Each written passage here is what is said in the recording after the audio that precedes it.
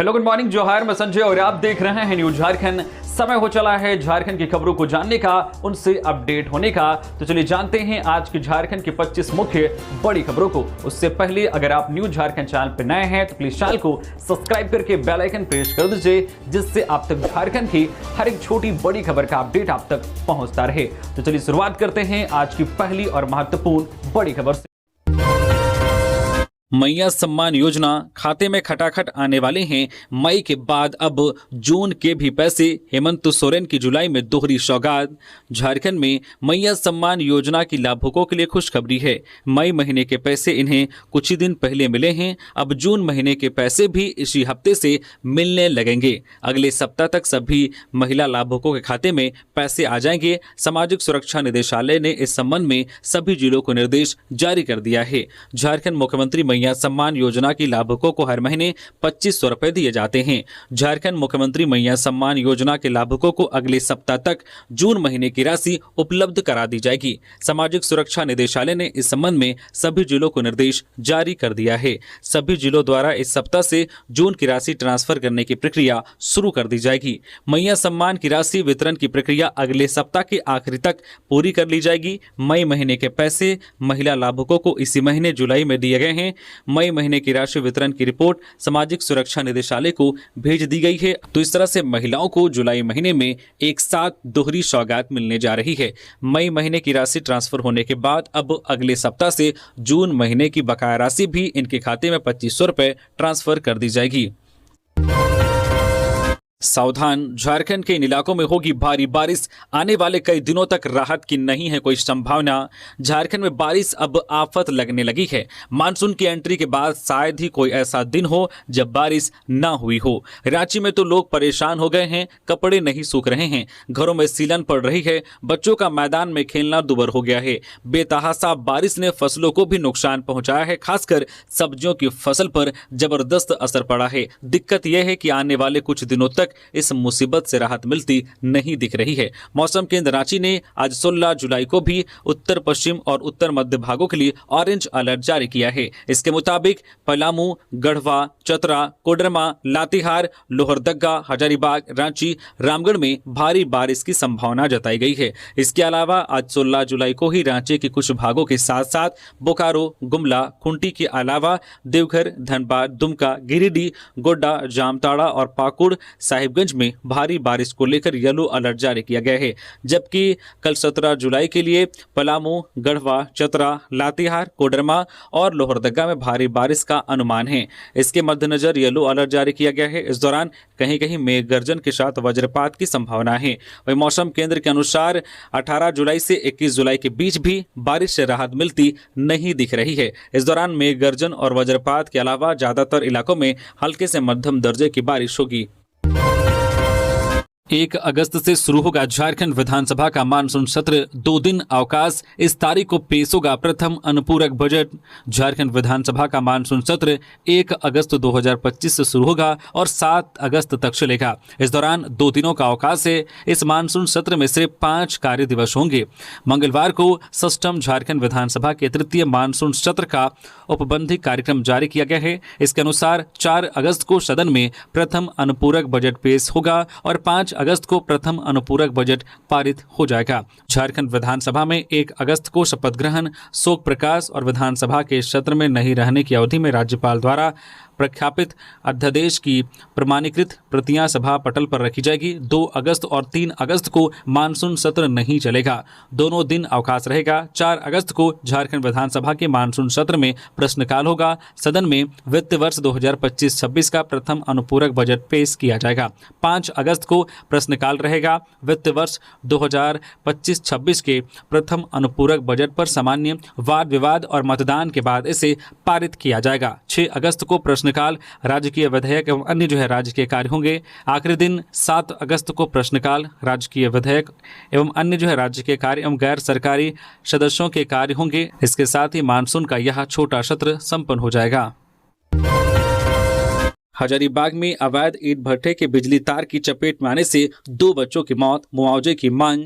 हजारीबाग जिले के बिशुनगढ़ प्रखंड के डुमरडीहा गांव में अवैध ईंट भट्ठे के कारण करंट की चपेट में आकर 2 मासूम बच्चों की मौके पर ही मौत हो गई। मृतक बच्चों की पहचान 8 वर्षीय गुलाब हांसदा निवासी डुमरडीहा और 12 वर्षीय सुक्रमणी कुमारी निवासी चतरो चट्टी बोकारो के रूप में हुई है। दोनों पास के खेतों में घूमने गए थे। इस दौरान अवैध रूप से बिछाए गए बिजली के तारों की चपेट में आ गए।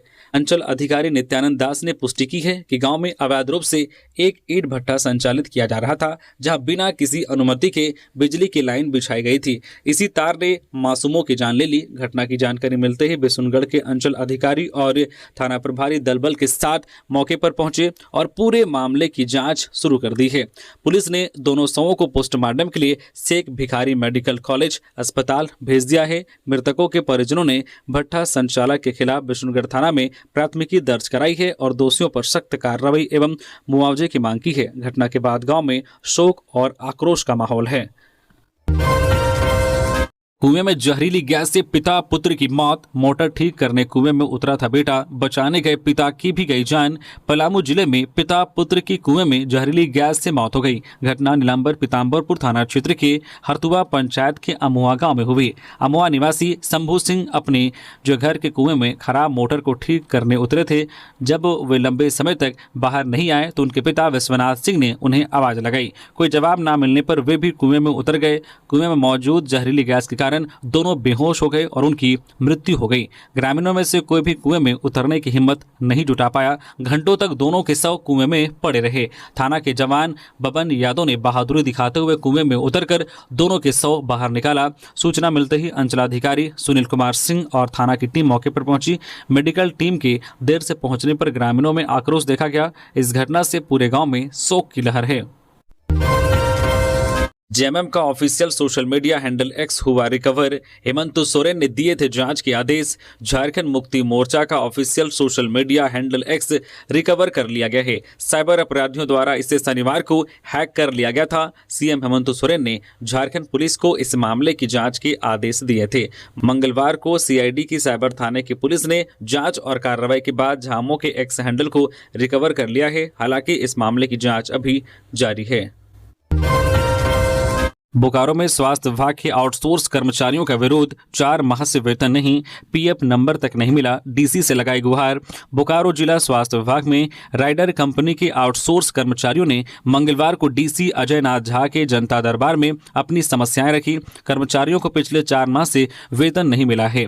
6 साल की सेवा के बाद भी उन्हें पीएफ नंबर तक नहीं दिया गया है। गोमिया सीएचसी की कर्मचारी रश्मि कुमारी ने बताया है कि परिवार का इलाज करवाना भी मुश्किल हो गया है। दैनिक खर्च और बच्चों की परवरिश में भी दिक्कतें आ रही है।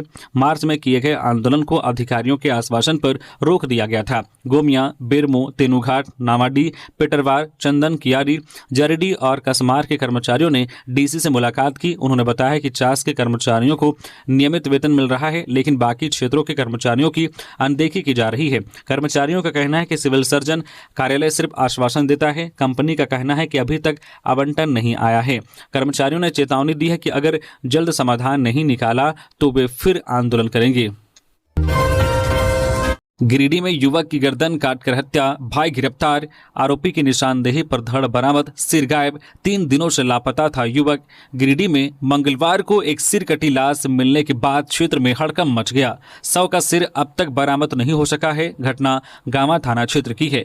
पुलिस ने हत्या के आरोप में मृतक के चचेरे भाई को गिरफ्तार कर लिया है और उसी की निशानदेही पर युवक की लाश बरामद की गई है। हत्या की वजह फिलहाल स्पष्ट नहीं हो पाई है। युवक की पहचान बादीडी पंचायत अंतर्गत नावाडी निवासी आनंद कुमार यादव 22 वर्षीय के रूप में की गई है।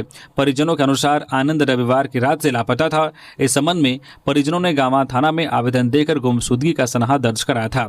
सूत्रों के अनुसार पुलिस आनंद के मोबाइल को ट्रेस करते हुए खोजबीन में जुट गई थी। कॉल डिटेल के आधार पर पुलिस ने आनंद के चचेरे भाई कमलेश यादव 38 वर्षीय को सोमवार की रात हिरासत में लिया। उससे कड़ाई से पूछताछ शुरू की गई तो कमलेश ने अपना जुर्म कबूल कर लिया। आनंद हजारीबाग में रहकर पढ़ाई करता था। वही कमलेश रमेश नोएडा में अपनी पत्नी के साथ रहता था। सूत्रों के अनुसार आरोपी ने पुलिस को बताया है कि उसने आनंद की चाकू से गर्दन काटकर हत्या कर शव को झाड़ी में फेंक दिया है। इसके बाद मंगलवार को पुलिस ने हत्या आरोपी को साथ लेकर उसकी निशानदेही पर आनंद कुमार के धड़ को बरामद किया, पर सिर नहीं मिल सका है। पुलिस फिलहाल हत्या के कारण जानने में जुटी है। पूरे राज्य में चतुर्थ वर्गीय पदों पर सरकार ने लगाई नियुक्ति पर रोक। राज्य सरकार ने पूरे राज्य में चतुर्थ वर्गीय पदों पर नियुक्ति पर रोक लगा दी है। मुख्यमंत्री के आदेश के बाद कार्मिक एवं प्रशासनिक सुधार विभाग इससे संबंधित आदेश जारी करने जा रहा है। फिर राज्य के सभी 24 जिलों को इस आदेश से अवगत कराया जाएगा। पलामू में चतुर्थ वर्गीय पदों पर नियुक्ति को लेकर उठे विवाद के बाद राज्य सरकार ने यह फैसला किया है। आधिकारिक जानकारी के अनुसार 11 जुलाई को कैबिनेट की बैठक में पलामू में चतुर्थ वर्गीय पदों पर नियुक्ति संबंधित विवाद पर लंबी चर्चा हुई। उसमें विचार विमर्श के बाद चतुर्थ वर्गीय पदों पर नियुक्ति के लिए नई नियमावली का गठन होने तक पूरे राज्य में नियुक्ति पर रोक लगाने का फैसला लिया गया है। कैबिनेट की बैठक में अन्य में लिए गए फैसले से अब कार्मिक एवं प्रशासनिक सुधार विभाग को अवगत करा दिया गया है। जेएसएससी सीजीएल पेपर लीक की सीबीआई जांच वाली याचिका पर अब 19 अगस्त को सुनवाई। जेएसएससी सीजीएल पेपर लीक मामले की सीबीआई जांच कराने की मांग को लेकर दायर याचिका पर हाईकोर्ट अब 19 अगस्त को सुनवाई करेगा। मंगलवार को यह मामला सुनवाई के लिए सूचीबद्ध था, लेकिन इस मामले की सुनवाई नहीं हो पाई। पिछली सुनवाई में सरकार ने कोर्ट को जानकारी दी थी कि मामले में कई आरोपियों के खिलाफ चार्जशीट दायर की जा चुकी है। सीआईडी जांच अंतिम चरण में है, जल्द ही जांच पूरी हो जाएगी। बताया गया है कि अब तक की जांच में पेपर लीक के पुख्ता सबूत नहीं मिले हैं। अदालत ने रिजल्ट जारी करने पर रोक लगा रखी है, जिसे अगली सुनवाई तक जारी रखा जाएगा। हेमंत सोरेन से सुदेश महतो ने दिल्ली में की मुलाकात। शिबू सोरेन के स्वास्थ्य के लिए जानकारी। आजसू प्रमुख एवं पूर्व उप मुख्यमंत्री सुदेश महतो ने नई दिल्ली स्थित न्यू झारखंड भवन में मुख्यमंत्री हेमंत सोरेन से मुलाकात की। इस दौरान गंगाराम अस्पताल में भर्ती पूर्व मुख्यमंत्री शिबू सोरेन के स्वास्थ्य की जानकारी ली। मुख्यमंत्री हेमंत सोरेन ने बताया कि गुरुजी के स्वास्थ्य में धीरे धीरे सुधार हो रहा है। सुदेश महतो ने उनके शीघ्र स्वस्थ होने की कामना की है। इससे पूर्व आजसू सांसद चंद्र प्रकाश चौधरी ने भी हेमंत सोरेन से नई दिल्ली में मुलाकात कर शिबू सोरेन के स्वास्थ्य की जानकारी ली। बोकारो में पिता ने की नाबालिग बेटी से दुष्कर्म, आरोपी गिरफ्तार। पीड़िता 5 महीने की गर्भवती। पॉक्सो एक्ट के तहत मामला दर्ज। बोकारो में एक पिता ने अपनी सौतेली बेटी के साथ दुष्कर्म कर उसे गर्भवती बना दिया। पीड़िता की मां की शिकायत पर पुलिस ने आरोपी को गिरफ्तार कर लिया है। आरोपी धीरज ने 10 साल पहले पीड़िता की मां से शादी की थी। यह महिला पहले से शादीशुदा थी और उसके पति ने उसे छोड़ दिया था। महिला की एक बेटी थी। धीरज जब भी घर में अकेला होता नाबालिग के साथ दुष्कर्म करता। पीड़िता के पेट में दर्द होने के बाद जांच में पता चला है कि वह 5 महीने की गर्भवती है। इसके बाद उसकी मां ने महिला थाने में शिकायत दर्ज कराई। महिला थाना प्रभारी मीरा लकड़ा ने बताया कि आरोपी को गिरफ्तार कर न्यायिक हिरासत में भेज दिया गया है। पीड़िता की भी मेडिकल जांच की जा रही है। पुलिस ने पॉक्सो एक्ट के तहत मामला दर्ज कर लिया है। लातेहार में जेजेएमपी के सब जोनल कमांडर ने किया सरेंडर। लवलेश गंजू के सिर था 5 लाख का इनाम। पुलिस मान रही बड़ी उपलब्धि। प्रतिबंधित नक्सली संगठन झारखंड जनमुक्ति परिषद जेजेएमपी के सब जोनल कमांडर लवलेश गंजू ने मंगलवार को लातेहार पुलिस मुख्यालय में आत्मसमर्पण कर दिया। लवलेश पर 5 लाख रुपए का इनाम घोषित था। वह IG Palamu range Sunil Bhaskar, Latehar SP Kumar Gaurav, CRPF की 11वीं बटालियन के कमांडेंट यादराम बुनकर और एसएसबी 32वीं बटालियन के कमांडेंट राजेश सिंह के समक्ष सरेंडर हुआ। आत्मसमर्पण के बाद पुलिस और अर्धसैनिक बलों के अधिकारियों ने उसे बुके और शॉल देकर सम्मानित किया। साथ ही 5 लाख रुपए का प्रतीकात्मक चेक भी सौंपा गया। इस अवसर पर लवलेश की पत्नी और बच्चे भी मौजूद रहे। आईजी सुनील भास्कर ने कहा कि सुरक्षा बलों की लगातार कार्रवाई का असर है कि नक्सली अब हथियार छोड़कर मुख्यधारा में लौट रहे हैं। उन्होंने कहा कि जो भी नक्सली आत्मसमर्पण करना चाहता है उसे राज्य सरकार की सरेंडर पॉलिसी के तहत सभी लाभ दिए जाएंगे। गिरिडीह में सोती महिला को सांप ने डसा। जमीन पर सोते वक्त हुई घटना। एसएनएमएमसीएच में इलाज जारी। गिरिडीह जिले के पुखरा थाना क्षेत्र के करमाटांड गांव में एक महिला को सांप ने काट लिया। घटना सोमवार रात करीब 3 बजे की है। शांति देवी नाम की महिला अपने कच्चे घर में जमीन पर सो रही थी। इस दौरान एक काले रंग के सांप ने उसके घुटने के ऊपर के हिस्से में काट लिया। काटने के बाद महिला की हालत बिगड़ने लगी। परिजन तुरंत उसे धनबाद स्थित शहीद निर्मल महतो मेडिकल कॉलेज एंड अस्पताल ले गए। वर्तमान वर्तमान में डॉक्टरों की देखरेख में उसका इलाज चल रहा है। अस्पताल सूत्रों के अनुसार महिला की स्थिति अभी स्थिर नहीं है। पीड़िता के पति संग्राम मुर्मू ने बताया कि उनका मिट्टी का घर है। पत्नी जमीन पर सोई हुई थी और सुबह अचानक सांप के काटने से वो तड़पने लगी। ग्रामीणों की मदद से पहले स्थानीय अस्पताल और फिर बेहतर इलाज के लिए धनबाद लाया गया। हजारीबाग भवन निर्माण विभाग में टेंडर घोटाले के खिलाफ अनिश्चितकालीन धरना, कार्यपालक अभियंता पर गंभीर आरोप। हजारीबाग भवन निर्माण विभाग में टेंडर प्रक्रिया की पारदर्शिता पर उठते सवालों के बीच दर्जनों संवेदकों ने कार्यपालक अभियंता अमित कुमार के खिलाफ अनिश्चितकालीन धरना शुरू कर दिया है। संवेदकों का आरोप है कि टेंडर निष्पादन में भारी अनियमितता बरती गई है और चहेते संवेदकों को फायदा पहुंचाने के लिए नियमों की अनदेखी की गई है। दलमा मंदिर जाने पर वन विभाग की एंट्री फीस पर बवाल। भाजपा ने बताया सनातन आस्था पर हमला। झारखंड के दलमा पहाड़ स्थित प्राचीन शिव मंदिर में श्रावण महीने के दौरान दर्शन को जा रहे श्रद्धालुओं से वन विभाग द्वारा पहली बार एंट्री फीस वसूले जाने के फैसले को लेकर विवाद खड़ा हो गया है। इस निर्णय से धार्मिक संगठनों के साथ साथ राजनीतिक हलकों में भी नाराजगी देखी जा रही है। भाजपा ने इस फैसले का तीखा विरोध करते हुए इसे सनातन धर्म और धार्मिक स्वतंत्रता पर सीधा हार बताया है। पार्टी के पूर्व जिला मीडिया प्रभारी अंकित आनंद ने इस मुद्दे को सोशल मीडिया पर उठाते हुए वन विभाग के आदेश को तुगलकी फरमान करार दिया है। उन्होंने मुख्यमंत्री हेमंत सोरेन और पूर्वी सिंहभूम के उपायुक्त से इस आदेश को तुरंत रद्द करने की मांग की है। भाजपा के पूर्व जिला अध्यक्ष दिनेश कुमार ने भी इस फैसले की आलोचना करते हुए कहा है कि राज्य सरकार एक तरफ देवघर और बासुकीनाथ जैसे तीर्थ स्थलों पर श्रावणी मेले के दौरान करोड़ों रुपए की सुविधाएं दे रही है, जबकि दूसरी ओर जमशेदपुर के डीएफओ श्रद्धालुओं से जबरन शुल्क वसूल रहे हैं। उन्होंने इसे न केवल दुर्भाग्यपूर्ण बताया बल्कि सरायकेला जिले के उपायुक्त से तत्काल हस्तक्षेप करने की भी मांग की है। गौरतलब है कि दलमा पहाड़ वन क्षेत्र के अंतर्गत आता है और शिव मंदिर तक पहुंचने के लिए श्रद्धालुओं को जंगल के रास्ते से गुजरना पड़ता है। इसी आधार पर वन विभाग ने यह शुल्क निर्धारित किया है। हालांकि अब यह फैसला धार्मिक आस्था और प्रशासनिक नीति के टकराव का विषय बन गया है। निजी स्कूलों की मनमानी पर डीसी सख्त। बीपीएल बच्चों के दाखिले में गड़बड़ी पर दी सख्त हिदायत। राजधानी रांची में शिक्षा के अधिकार कानून के तहत गरीब और वंचित बच्चों को मुफ्त शिक्षा दिलाने की दिशा में जिला प्रशासन लगातार प्रयासरत है, लेकिन निजी स्कूलों की मनमानी थमने का नाम नहीं ले रही है। जिला प्रशासन द्वारा बार बार दिशा निर्देश जारी करने के बावजूद कई स्कूल प्रबंधन अपनी मनचाही शर्तें थोप रहे हैं, जिससे अभिभावकों को भारी परेशानी का सामना करना पड़ रहा है।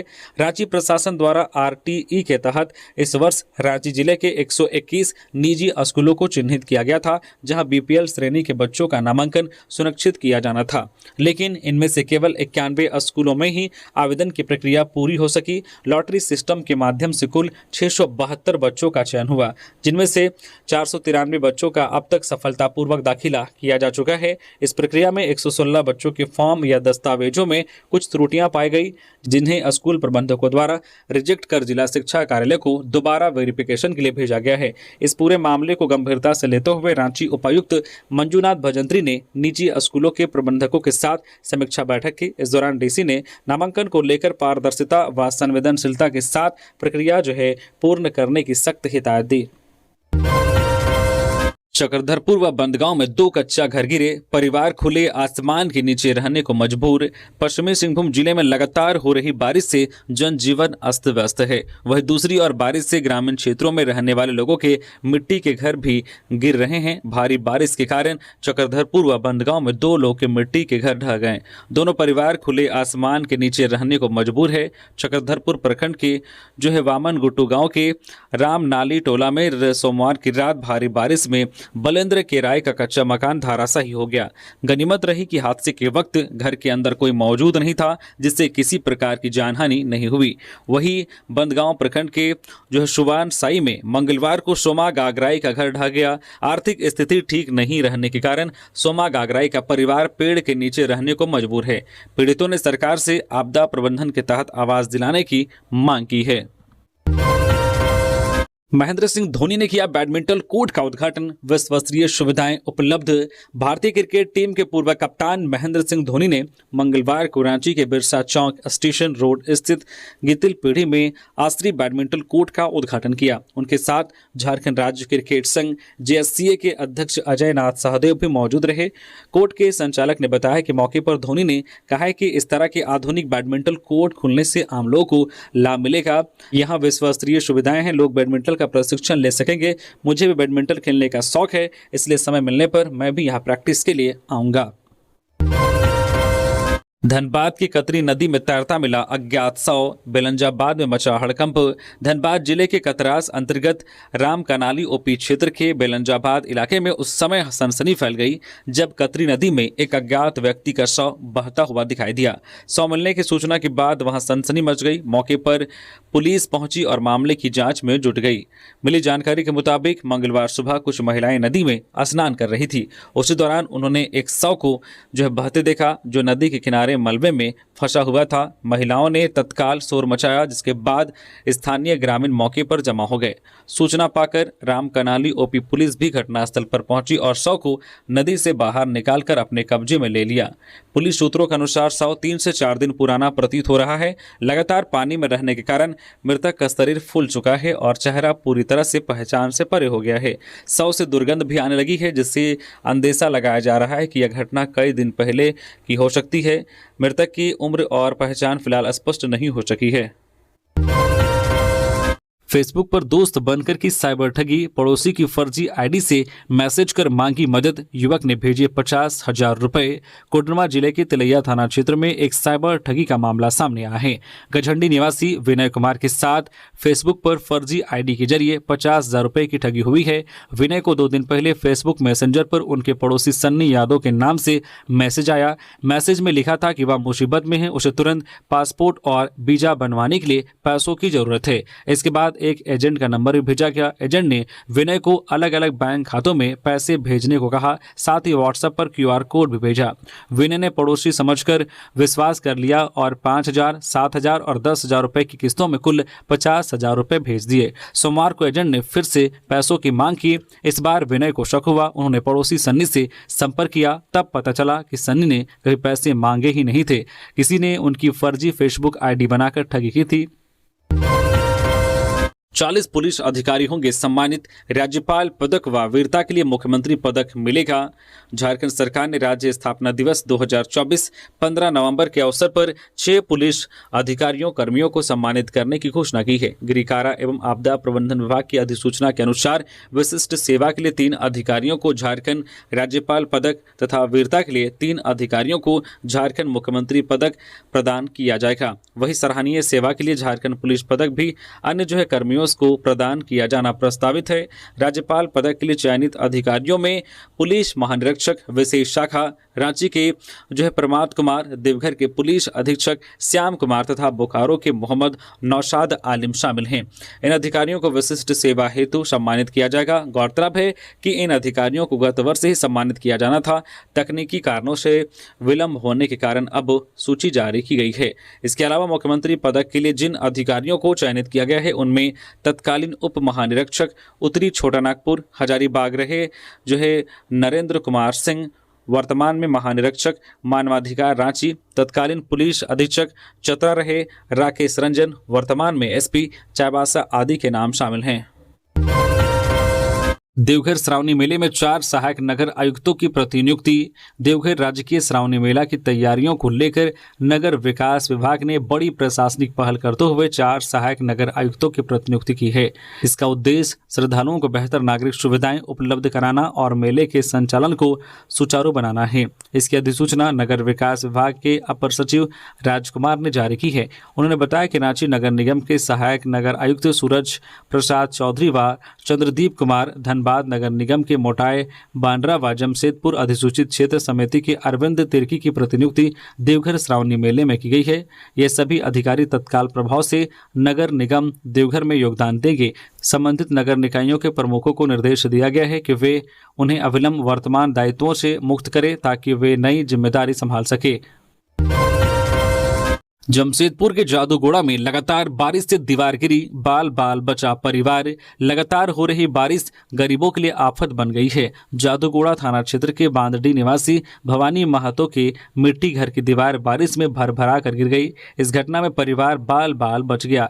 पीड़ित किसान भवानी महतो ने बताया है कि उसका आशियाना उजड़ गया। उनके पास उतने पैसे नहीं हैं जिससे दीवारों की मरम्मत करा सके। उनका परिवार रिश्तेदारों के यहाँ रहने को मजबूर है। उन्होंने सरकार से तत्काल मुआवजा देने की मांग की है ताकि अपना आशियाना दोबारा खड़ा कर सके।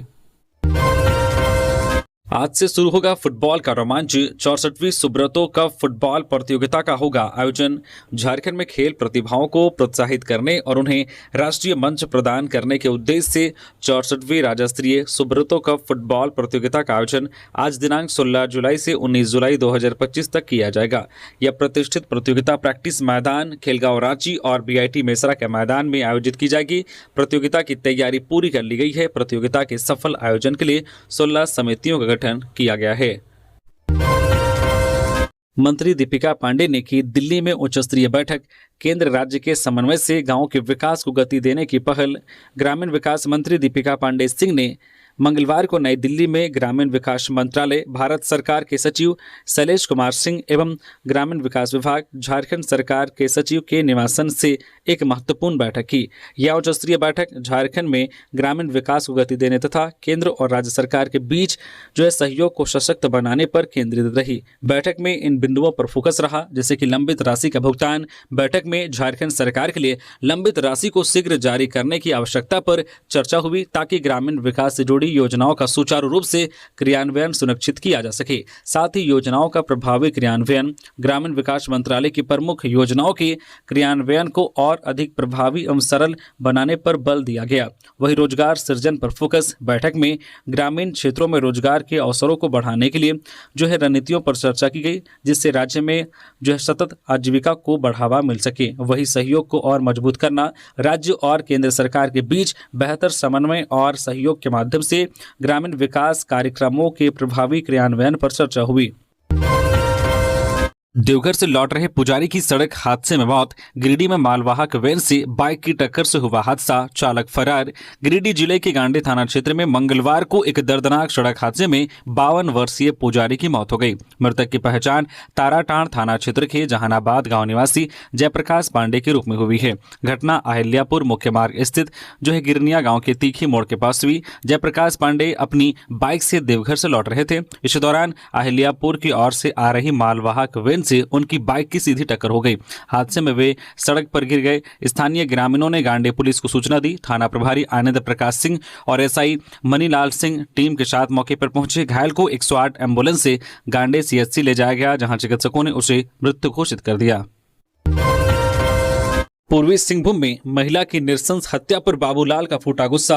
कहा, सरकार अपराधियों को संरक्षण देने में व्यस्त। नेता प्रतिपक्ष बाबूलाल मरांडी ने एक बार फिर झारखंड सरकार पर निशाना साधा है। उन्होंने कहा कि झारखंड के पूर्वी सिंहभूम जिले में महिला की नृशंस हत्या ने पूरे प्रदेश को झकझोर कर रख दिया है। प्रदेश में महिलाओं के खिलाफ अपराध बेकाबू हो चुके हैं। विशेषकर जमशेदपुर और उसके आसपास के क्षेत्रों में अपराधी बेखौफ होकर वारदातों को अंजाम दे रहे हैं। अपराधियों के सामने पुलिस प्रशासन पूरी तरह असहाय और प्रभावविहीन नजर आ रहा है। कानून व्यवस्था को दुरुस्त करने के बजाय झामो कांग्रेस गठबंधन सरकार अपराधियों को संरक्षण देने में व्यस्त है। जनता में भय और आक्रोश का माहौल है। झारखंड पुलिस दोषियों को अविलंब गिरफ्तार कर उनके खिलाफ कठोर कार्रवाई सुनिश्चित करे। जानकारी हो कि पूर्वी सिंहभूम के कोवाली थाना क्षेत्र के पुड़ाडी पंचायत के चांपी गांव में 3 महिलाओं पर धारदार हथियार से हमला किया गया है। एक महिला की मौत हो गई है। मृतक महिला की पहचान निरासी सरदार 64 वर्षीय के रूप में हुई है। वही महिला की बेटी गुलाबी सरदार 24 वर्षीय और नतिनी संध्या सरदार 16 वर्षीय गंभीर रूप से घायल है। घटना रविवार की देर रात की है। दोनों घायलों का इलाज चल रहा है। इधर मृतका की एक और बेटी गीता सरदार ने बताया है कि पिता के देहांत के बाद से मां, बहन और बहन की बेटी यहाँ रहती थी। मैं टाटा में रहती हूँ। मुझे घटना की जानकारी मंगलवार को मिली। जमीन जायदाद के विवाद को लेकर इस घटना को अंजाम दिया गया है। दिल्ली में कांग्रेस अध्यक्ष खड़गे से मिले डॉक्टर इरफान अंसारी, झारखंड मॉडल की रिपोर्ट मांगी। झारखंड के स्वास्थ्य मंत्री डॉक्टर इरफान अंसारी ने मंगलवार को दिल्ली में कांग्रेस अध्यक्ष मल्लिकार्जुन खड़गे से उनके आवास पर शिष्टाचार भेंट की। हालांकि यह मुलाकात केवल औपचारिक नहीं रही, बल्कि इसमें संगठनात्मक मजबूती और विभागीय कार्यों को लेकर गंभीर व प्रभावशाली बातचीत हुई। इस दौरान डॉक्टर अंसारी ने झारखंड में स्वास्थ्य, खाद्य आपूर्ति और आपदा प्रबंधन विभाग की विस्तृत प्रगति रिपोर्ट कांग्रेस अध्यक्ष को सौंपी और राज्य में हो रहे बदलाव से अवगत कराया। उन्होंने बताया कि कैसे स्वास्थ्य प्रणाली को सुदृढ़ करने के लिए वह दिन रात जुटे हुए हैं और जमीनी स्तर पर उनके सकारात्मक परिणाम दिखने लगे हैं। हजारीबाग की जमीन कारोबारी की इलाज के दौरान मौत, लोगों ने 100 के साथ किया सड़क जाम, पुलिस पर लापरवाही का लगाया आरोप। हजारीबाग के जबरा निवासी जमीन कारोबारी प्रदीप प्रसाद की रांची स्थित रिम्स अस्पताल में मंगलवार को इलाज के दौरान मौत हो गई। इसके बाद स्थानीय लोगों ने 100 के साथ कोर्रा चौक को जाम कर दिया। 6 जुलाई की रात किसी अज्ञात व्यक्ति ने प्रदीप को फोन कर बाहर बुलाया था। कुछ समय बाद वह गंभीर रूप से घायल मिले। उनका मोबाइल फोन भी गायब था। परिजनों का कहना है कि यह एक सोची समझी साजिश थी। उनका मानना है कि जमीन कारोबार के विवाद में प्रदीप की हत्या की गई। परिजनों ने पुलिस पर गंभीर आरोप लगाए हैं। उनका कहना है कि शिकायत के बावजूद पुलिस ने मामले को गंभीरता से नहीं लिया, जांच में लापरवाही बरती गई। आज तक मुख्य आरोपी पकड़े नहीं गए हैं। चोरी के गहनों के साथ युवक गिरफ्तार। लातेहार का युवक डाल्टनगंज आया था बेचने, रेलवे स्टेशन के पास से पकड़ा गया। पलामू पुलिस ने डाल्टनगंज रेलवे स्टेशन के पास से एक जेवर चोर को गिरफ्तार किया है। वरीय पदाधिकारियों के निर्देश पर स्टेशन क्षेत्र में चल रहे सघन जांच अभियान के दौरान यह कार्रवाई की गई। टीओपी 2 प्रभारी सहायक अवर निरीक्षक राकेश कुमार को गुप्त सूचना मिली थी। टाइगर मोबाइल की टीम के साथ उन्होंने स्टेशन रोड से एक संदिग्ध व्यक्ति को पकड़ा। आरोपी की पहचान लातेहार जिले के गारू थाना क्षेत्र के बारेसाड़ गांव निवासी दिनेश प्रसाद 20 वर्षीय के रूप में हुई। तलाशी में आरोपी के पास से सोने का मंटिका, बाली, झुमका, चांदी की पायल और एक रियलमी मोबाइल बरामद हुआ है। पूछताछ में दिनेश ने स्वीकार किया है कि यह सामान चोरी का है। तो ये थी आज की झारखंड की टॉप बड़ी खबरें। इसी तरह से झारखंड की हर एक छोटी बड़ी खबर देखने के लिए आप हमारे चैनल न्यू झारखंड चैनल को सब्सक्राइब करके बेल आइकन प्रेस कर दीजिए, जिससे आप तक झारखंड की हर एक छोटी बड़ी खबर का अपडेट आप तक पहुंचता रहे। तो अभी के लिए बस इतना ही, हमें दीजिए इजाजत, फिर मिलते हैं किसी और खबरों के साथ। धन्यवाद।